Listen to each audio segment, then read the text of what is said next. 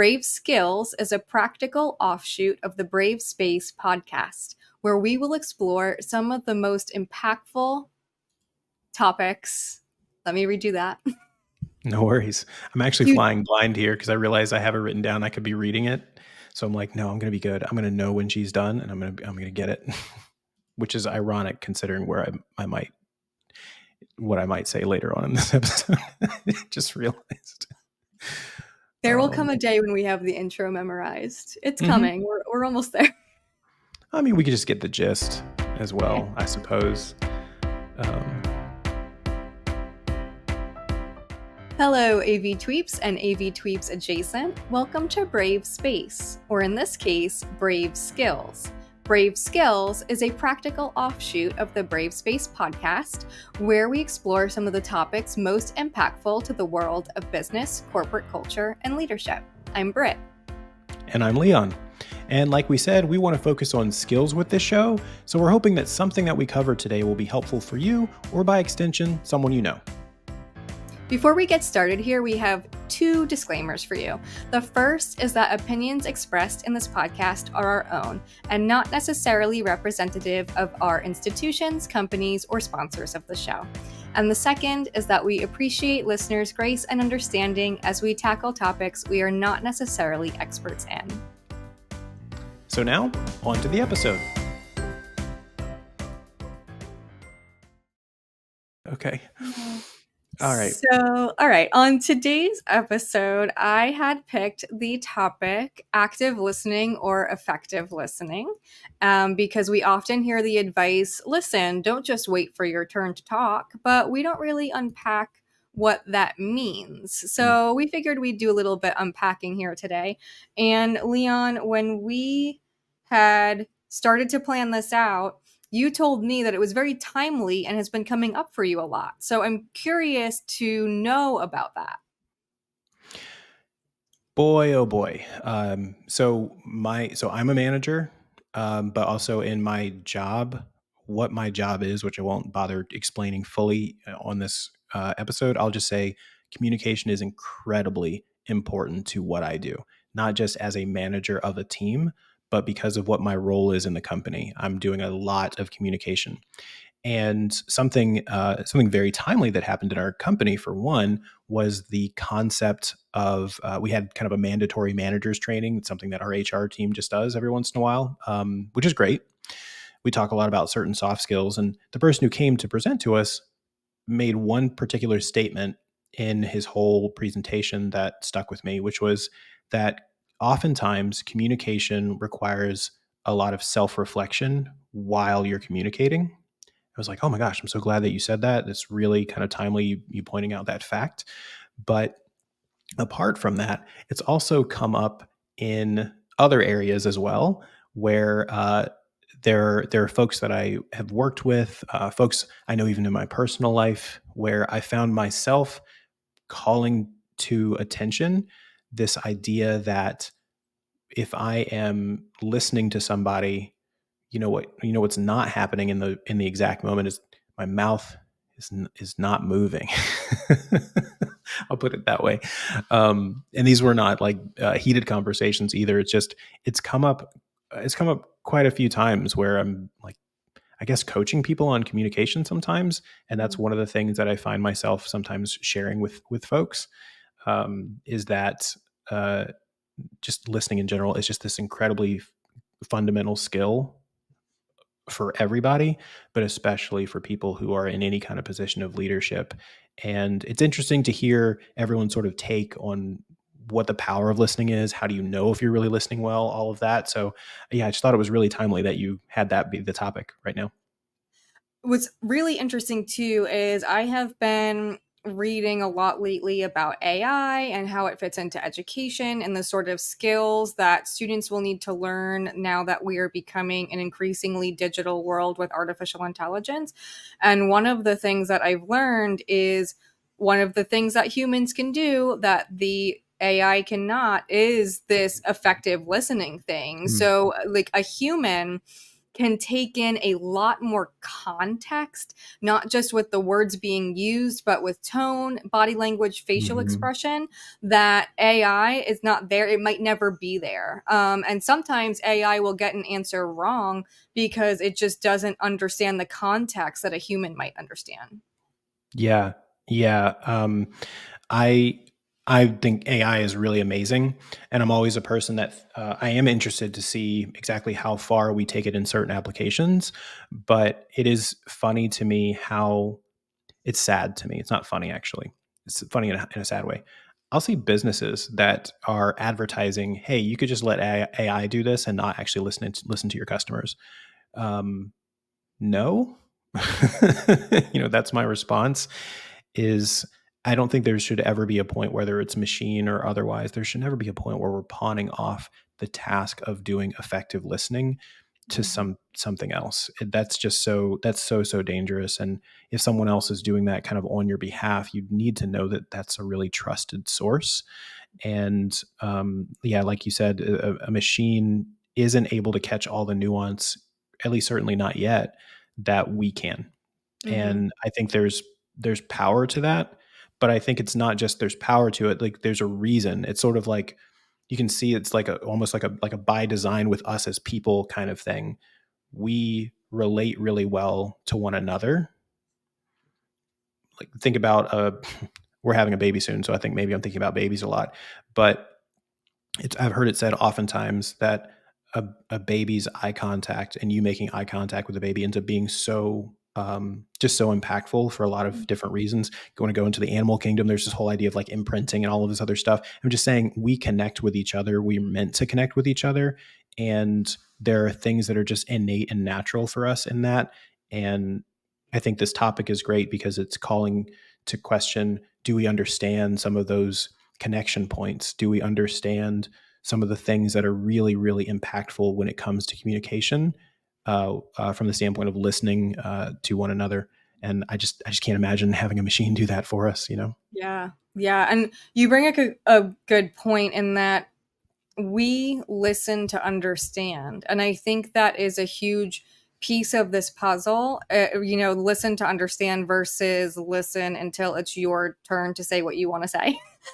So, if you're approaching a conversation with curiosity and just really wanting to be in that conversation, I think that goes a long way in terms of effective listening versus just I don't know, just kind of being there but not really present.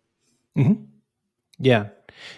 So you and I both come from AV, and I also think it's interesting because audio obviously is important to us, and we do a lot of technical listening, Mhm, where we listen for things happening in systems. But this idea mhm. of listening to people, um, there's a part of me that thinks that there may be some similarities, but I would ask you this kind of broad question of how would you define in a people context effective listening? What does that really mean for you? Yeah, yeah. For me, it is very much listening to understand, and I want to understand the whole picture. So not just explicitly what you're saying to me, but I'm also listening for tone. I'm watching your body language. I'm seeing how engaged you are in this to see like how is it that you are expecting to meet you here, and what are you needing from me out of this conversation. I think it kind of goes back to a little bit of that servant leadership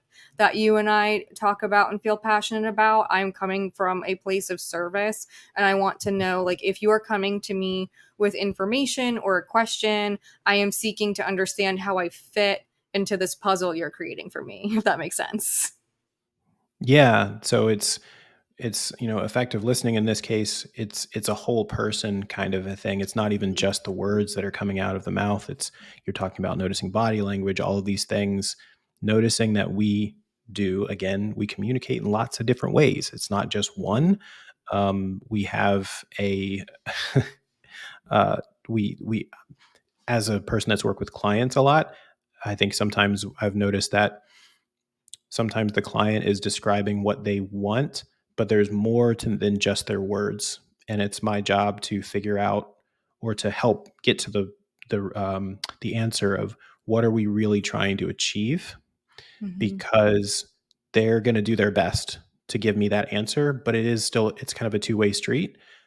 But it ends up being really useful for me to make sure I'm asking the right questions. Sometimes that's using my mouth to ask the questions. Other times it's asking a question about what I'm seeing, right? Mm-hmm. This person is saying a thing, but why do they sound so upset? Okay, that means something. There might be something more going on than just what I'm hearing verbally, and maybe I should address that kind of thing. And again, those are those things that I just don't feel like we're at the point where a machine could certainly do that. But it's No. definitely something for us to practice. So Yeah. yeah. I'm curious how you approach that because I know for me, I like to kind of just like name and claim things. I can be a very direct person. For some people, that's off putting. I get it.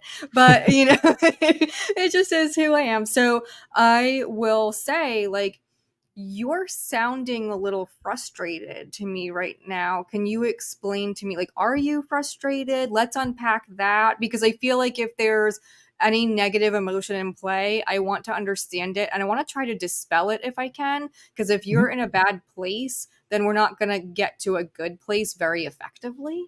Do you do something similar? Or like, what's your process if you're hearing a tone or seeing body language that tells you like this person's not super happy to be having this conversation? I'm actually in the same boat as you. I think that all things that cause any kind of a head scratch should be addressed. They should be confronted. That doesn't have to be a negative thing or a scary thing. It just means I need to be in the practice of not letting things go if I think that they matter. Mm-hmm. And also, I may not know if they matter, so I need to just find out. So it could very well be that someone's having a bad mood, and that has nothing to do with what we're talking about. Cool, but I kind of want to know, does it have anything to do with what we're talking about? So my approach usually is to do something similar to what you said, with like one tweak. I usually say, here's what I'm hearing. I'm kind of putting it back on me just in case there's a negative thing. So I'm never putting words in someone's mouth, which is a really tricky thing to do.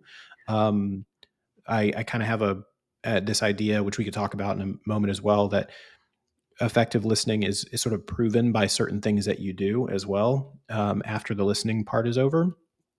But I would usually start by saying, this is what I'm seeing, this is what I'm hearing, this is what it sounds like to me. And there's two great things that come from that. One, if there's an emotional part that I may be misunderstanding, I can say what I'm thinking and that person can correct me or say, um, actually that's true. Also didn't know you could tell that. So thanks for letting me know. Sometimes that happens. Um, Sometimes we don't fix our face Mm-hmm. when we want to. But then the other thing that's great to me by doing that is it's giving me an opportunity to show the person that I'm trying to listen, because I'm also trying to summarize something that I just heard or saw. So they're seeing that it's an active thing. You said effective listening is listening to understand. I think the kind of next sort of level with that, or a piece of that, is the active part. Not so active that I'm interrupting you to talk while you're talking, not that kind of active, but there's an action I'm doing that conveys that I listened. And then you might give me more and go back and forth. Now this person has to listen to what I say to make sure I'm right, and back and forth. And so we're both making sure that we're listening to each other. Mm-hmm. Um, yeah, but definitely approach. I do not like to leave conversations with a question mark. I find that the devil is in the details, and that question mark that I left bites me in the butt later on. So if I have your time right now, I might as well ask for it now. Yes, absolutely. And that reminds me just not just the important checkpoints of noticing emotions, naming them, making sure we're all on the same page, but also the literal action of who does what by when. A lot of Mhm. conversations need to be wrapped in that bow of who is doing what by when. And I feel like that piece of the puzzle often goes missing, and I don't know if it's because I'm used to the higher ed environment. We're a very special, unique little vertical with our habits. But it seems like we do a lot of talking, we're in a lot of meetings, but everyone kind of brings these ideas to the table, and then it's like, I'm glad I got to share my ideas, and they're done. And I'm like, we're not Mhm. done. Yeah, yeah. Mhm. Yeah, so I'm gonna throw to a question that you had brought up here. What does what what does effective listening actually feel like? Mm, Um, if you are the person that's being listened to, I think I'd say that. yeah. For me, like I feel heard, like someone's effectively listening to me. I feel heard when they affirm me in some way that and that I heard you say, that kind of recap, Mhm. and I feel like I'm getting a genuine response from them, not like a canned response like they got a manual in their head somewhere, but like an Mhm. authentic connection with that person. Yeah. What about you? Well, I just think of the scenario you just mentioned, where someone may not be conveying the who, the what, like who should be doing something and when. Mhm. Um, when that, I believe, I would assume that if you're in a scenario where that's happening and you don't like that, you're probably doing something to convey that you would like that to be different. And if that is continuing, that to me feels like someone's not listening, right? Mm, I'm saying like I kind of need to know like when does this need to be done? What's the detail? And if it's um, so for me, one of those things is that conveys that someone is effectively listening. It feels like there's progress. It feels like there's mm, progress moving forward. If it feels like we're just spinning our wheels or stuck in something and not moving forward, chances are we've had an opportunity to, as in someone's brought something up in some way. And so, yeah, that doesn't feel like effective listening. So my way of answering that is sort of what it doesn't feel like mm. helps I think show what it does feel like. But with this being a practical show, I'd love to talk about this idea of how we would prepare ourselves to actually listen effectively. Mhm. I said that I have some examples of people that I know in my personal life and my professional life who have found and been told that they might struggle with this a little bit. And so Mm, they've actually chosen to work on this concept of effective listening. And I imagine that there's not a small number of people who might be listening to this show who have been told at some point or have thought, I might need to work on this a little bit, or at least care enough about my communication to work on this. Um, so are there things that come to your mind? I've got some things that come to my mind on that. How to For prepare. me, I would say be prepared for a conversation. I don't believe in going into meetings without an agenda. So just having something, even if it's just a rough outline of this is what we're going to talk about, so that you make sure the key points that people want addressed are in fact addressed. That's a huge part of feeling heard. Mhm. Like you actually were able to take the topic to the table and have it covered and not ignored. And I also think it's important to, I think this like action piece is a part of it. I think you have Mhm. to be mindful of what you're actually able to do. So, both what's realistically in your control and what realistically you have the minutes for. Because for me, a big part of feeling heard is someone doing what they say they'll do. And that is Mhm. also like a big part of my leadership philosophy, do what you say you will do. So I can walk away from a conversation feeling heard in that moment, but if time passes and things fall through the cracks or someone doesn't do what they said they would, now I don't feel heard anymore. It starts to feel like, oh, was that not actually that important? Like you start to question how that conversation went or if there was a disconnect. So just really going in with that level of preparedness of this is what we're going to talk about, and realistically, like these are the actions that I can take when it comes to the who's doing what by one piece. Yeah.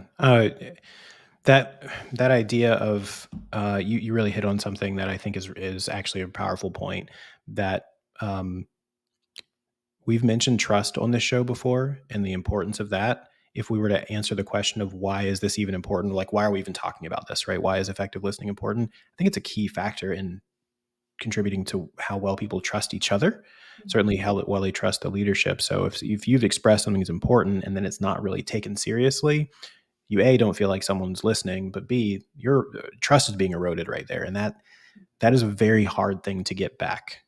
Yeah. Um, I think that's really, really rough. So thinking about, am I going into the conversation prepared to do that? I think is a good thing to have in your mind. On my side, I would say a one simple thing is, it's kind of like having an agenda, is come prepared to listen. Mm. Like, prepare your mind to do it. Like, actually commit that this is what you're going to do before you do it. I I am a firm believer that our bodies follow our minds. I think a thing, then do the thing. There are times that I might have just a physical reflex to something, sure, but if I'm wanting to do a thing, then I should probably just make sure I'm already prepared to do that before I go in.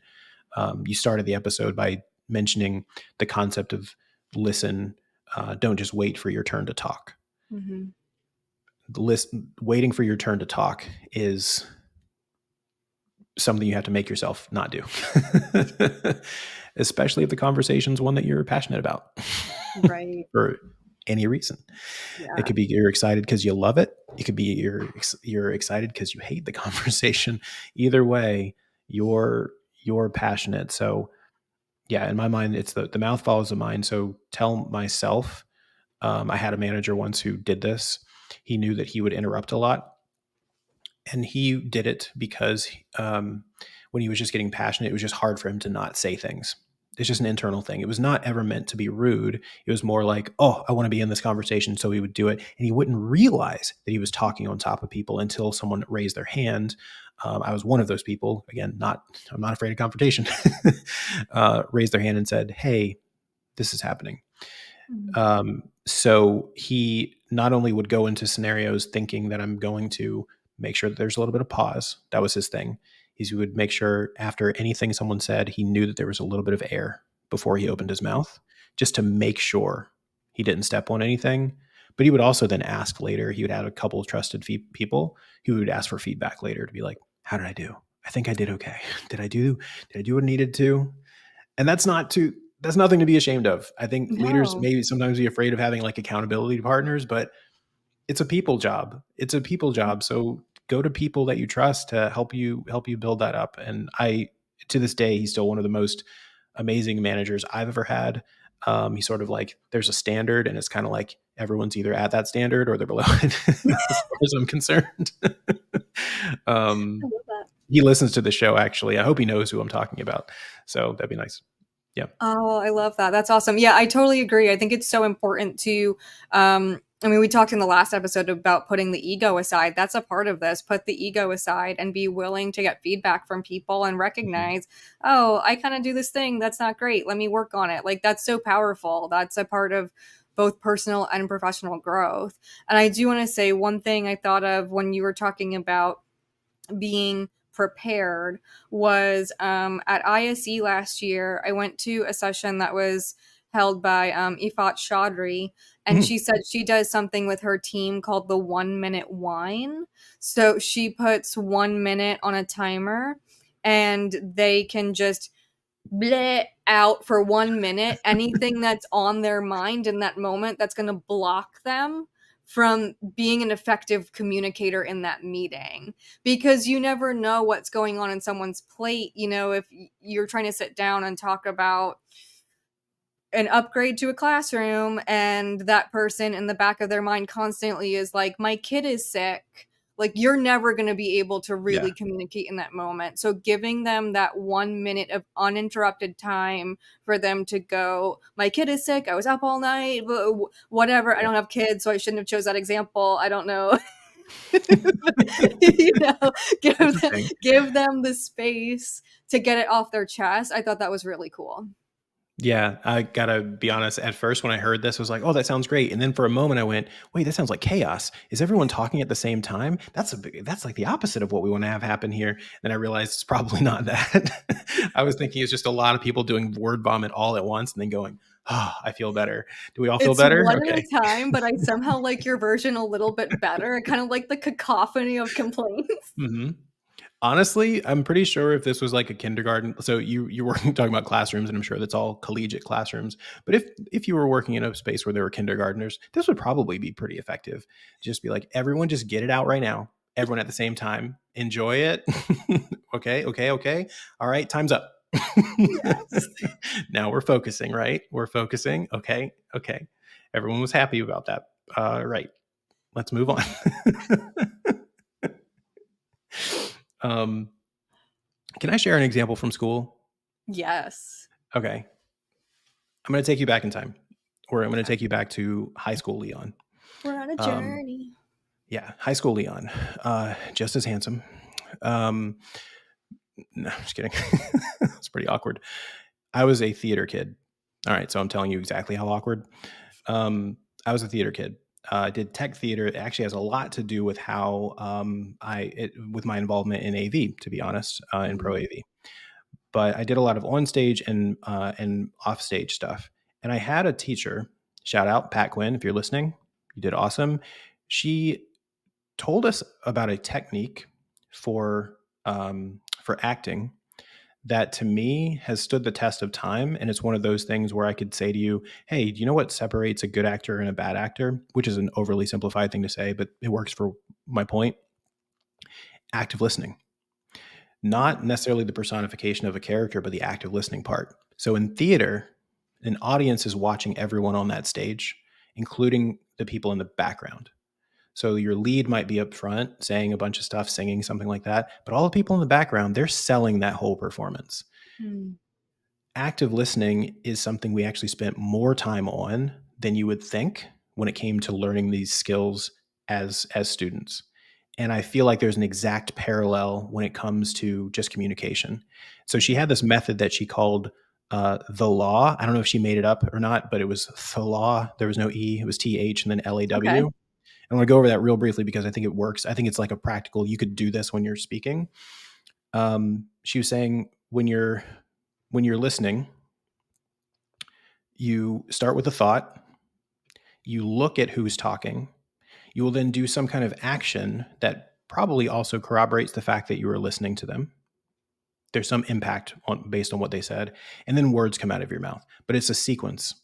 And we Mm. actually thought about that all the time. So think in real life, if someone were to say, oh my gosh, I asked my girlfriend to marry me and she said yes. In general, that would be something that most people would respond to that. There'd be some kind of response. If you saw someone say that and saw a person sitting next to them who's just like, yeah. Yeah.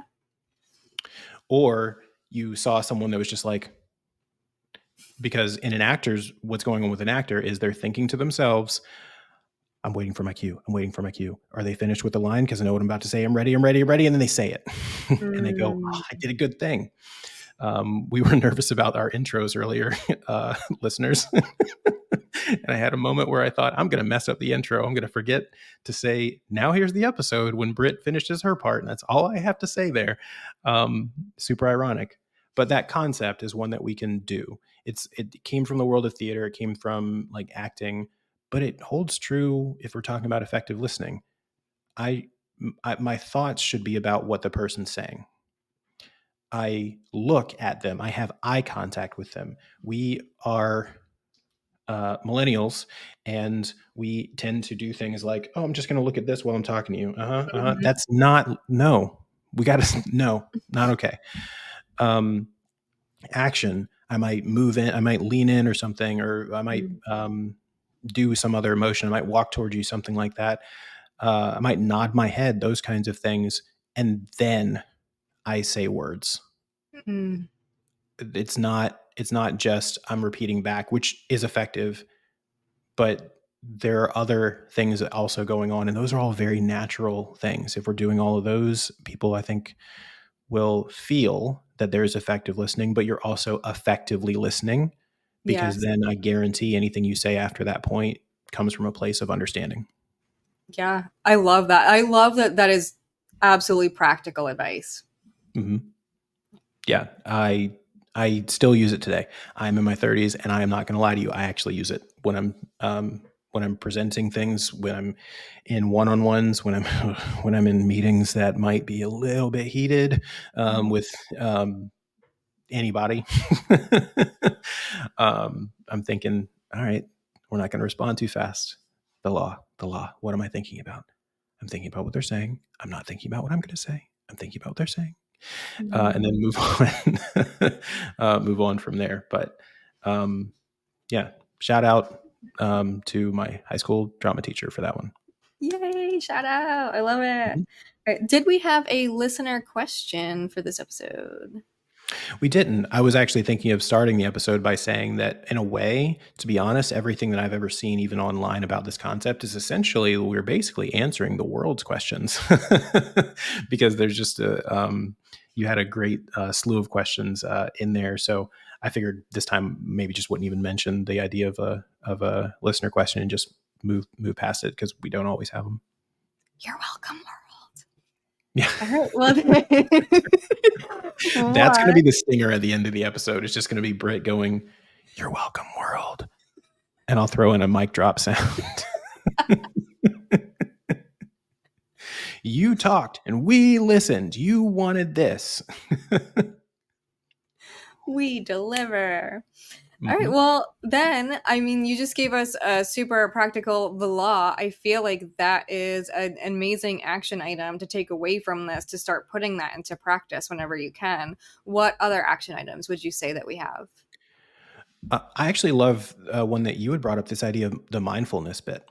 That if you have distraction going on in your mind, there's some benefit to practicing in your daily life, expanding your capacity to process more things.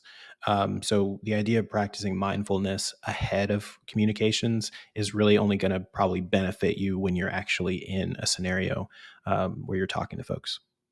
Yeah, and speaking of mindfulness, like you had mentioned the I have device in my face.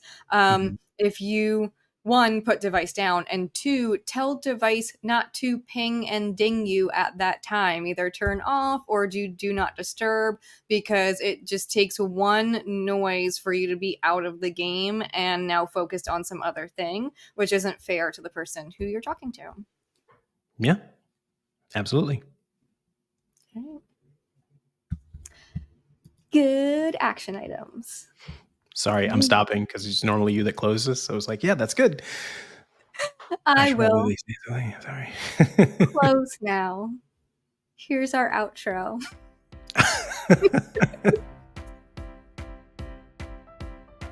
We hope that this episode gave you something new to think about in your professional and personal journey, and maybe even expanded your perspective on your own experiences. If you have any topics you would like to discuss on the show, you can let us know on X, LinkedIn, or Google form. Basically, Google us, you'll find us, and you can reach out and let us know what your question is that you would like addressed. If you liked this show, please let us know and let the world know by giving us as many stars as possible in a rating on your podcast player of choice and leave us a review. For easy updates, be sure to subscribe to brAVe Space. My face hurts so bad because I honestly was about to crack up. We tackle topics we are not necessarily experts in. So now, on to the episode. Ba-da-ba-ba-da-ba. I did it. I'm so proud of you.